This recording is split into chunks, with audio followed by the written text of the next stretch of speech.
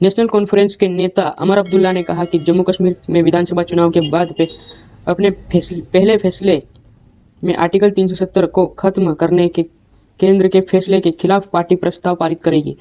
पूर्व मुख्यमंत्री अमर अब्दुल्ला ने कहा कि विधानसभा चुनाव के बाद जम्मू कश्मीर विधानसभा अपने पहले काम के शुरू में क्षेत्र से राज्य का दर्जा और विशेष दर्जा छीनने के केंद्र सरकार के फैसले के खिलाफ प्रस्ताव पारित करेगी।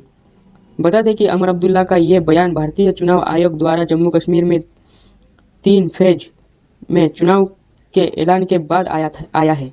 जम्मू कश्मीर में 18 से 25 सितंबर और 1 अक्टूबर को वोटिंग होगी, जबकि मतगणना 4 अक्टूबर को होगी।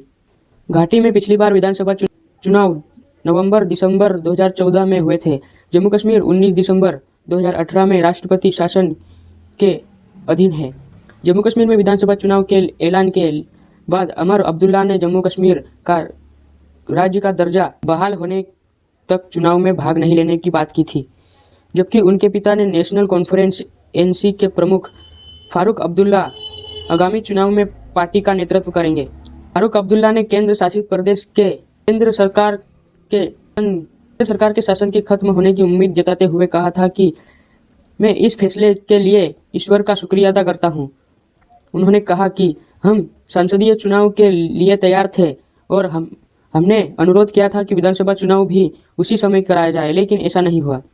इस बीच कांग्रेस, भाजपा, माकपा और डेमोक्रेटिक प्रोग्रेसिव आजाद पार्टी समेत जम्मू कश्मीर में कई राजनीतिक दलों ने विधानसभा चुनाव कराने की चुनाव आयोग की घोषणा की सराहना की।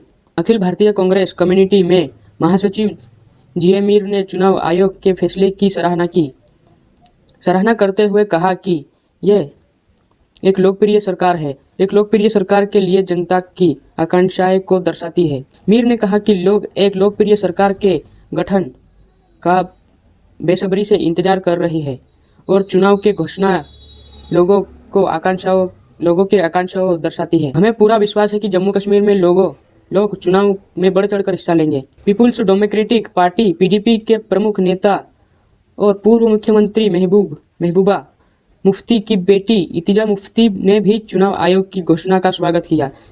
इल्तिजा ने कहा कि पीडीपी चुनाव घोषणा का स्वागत करती हूँ।